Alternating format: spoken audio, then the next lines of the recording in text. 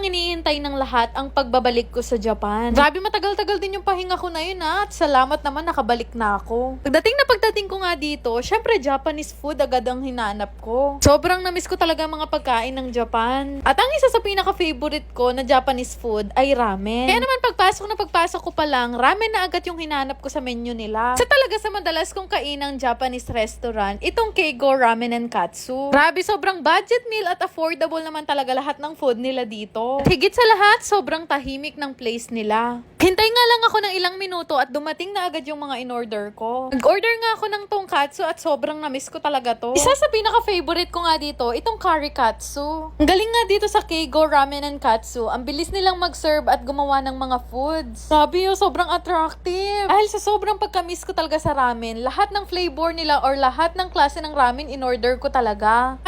#craving satisfied talaga dahil natagpuan ko tong Japanese restaurant na to. Dito lang located sa Malolos, Bulacan. As in, lahat ng lasa ng ramen nila, legit na legit, lasang-lasa kagaya sa Japan. Ang galing nga ng pagkakagawa ng mga ramen nila dito. Grabe yung amoy pa lang, alam na alam ko nang ganun yung lasa nung nasa Japan. Grabe guys, kung ang hanap nyo talaga ay legit na lasa ng Japanese restaurant, dito kayo pumunta sa Keigo Ramen and Katsu. Highly recommended ko talaga lahat ng food nila dito. Ang dami ko talaga nakakain kapag ganito yung mga food na nakahain. Ang kinatuwa ko talaga, halos lahat ng favorite Japanese food ko ay nasa menu nila. Naku, panigurado magiging suki talaga kami dito. Malupit ang technique nga kapag hindi ka marunong mag-chopstick. Idurot mo lang ng idurot, makukuha mo rin yan. Pero no jokes talaga guys, pati yung karagi nila sobrang nagustuhan ko dito. Galing talaga ng Japanese restaurant na to, feeling ko talaga bumalik ako sa Japan. Timing na timing din yung punta namin ngayon kasi ang lakas ng ulan. Pag nagpunta kayo dito, wag niyong kakalimutan yung signature nila na Keigo Ramen. Ay nako, mapapa-thank you menggay na lang talaga kayo kapag naranasan nyo kumain dito. Hindi ko talaga kayo niloloko kung nakarating na kayo sa Japan at natikman nyo yung ramen doon. Ganon na ganon din yung lasa ng ramen dito sa Keigo Ramen and Katsu.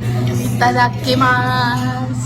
Grabe, napaka-powerful ko talaga mag-isip kapag ganitong mga food trip. Sobrang proud ko sa sarili ko na nahanap ko tong Keigo Ramen and Katsu dito sa Malolos, Bulacan. Sobrang na-appreciate ko talaga yung food nila dito. Ano ba naman kasi sobrang tagal ko na talaga nagke-crave sa Japanese ramen. Kaya naman itag nyo na rin yung mga friend nyo na gusto ng hapon-hapon na foods. Alas lahat nga ng sinerve nila sa amin, tinikman ko at lahat yun naubos ko. Ay nako, nakahanap na naman ako ng restaurant na sisira sa Balik Alindog program ko. Grabe talaga yung mga food nila dito, sobrang sarap. Kaya naman kung ramen lover ka, naku, maa-addict ka talaga magpabalik-balik dito sa Keigo Ramen and Katsu. Dahil for sure, i-enjoyin nyo rin lahat ng side dish nila. Mura lang ng servings nila dito guys at sure na sure ako na swak sa inyong magbabarkada yon. Meron nga din ditong available na matcha ice cream. Totoo lang, di talaga ako kumakain ng matcha pero dito nagustuhan ko talaga. Sobrang nag-enjoy talaga kami kumain dito. Dahil paminsan-minsan, mag-try din tayo ng ibang food kagaya namin. Kalimutan ko nga rin banggitin na meron din pala silang mga available drinks dito. Tuwa talaga ako dahil ito rin yung mga nakikita at naiinom ko dati sa Japan. Buti na lang talaga meron sila dito kaya dito na lang din ako bibili. Char. Dahil hindi na nga ako babalik sa Japan, good thing talaga dahil nahanap ko tong Japanese restaurant. Kung parkingan lang ang labanan, naku, napakalaki ng parking nila dito. Pwede nga magtayo ng swimming pool. Shoutout na din pala kay ate na nakakilala sa akin habang kumakain kami. Ako, huwag nyo to palalampasin, ang gigigil ako sa inyo. Visit na rin kayo dito sa Keigo Ramen and Katsu, located dito sa Malolos, Bulacan.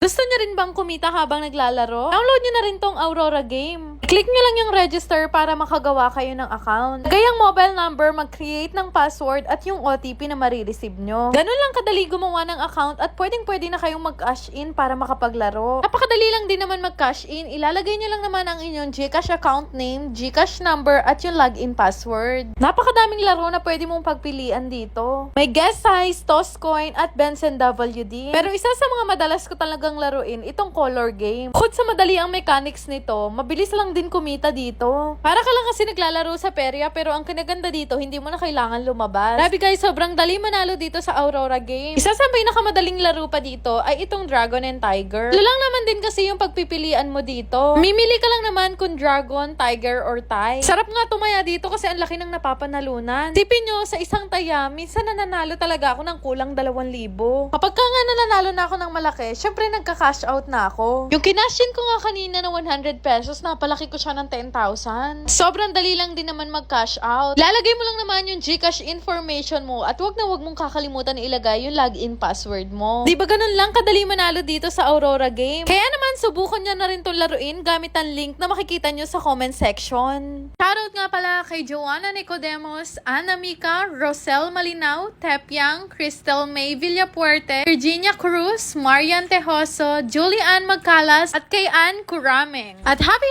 birthday nga pala kay Liam Well Guevara at kay Tita Normie Ferrer. Yan lang naman. Salamat!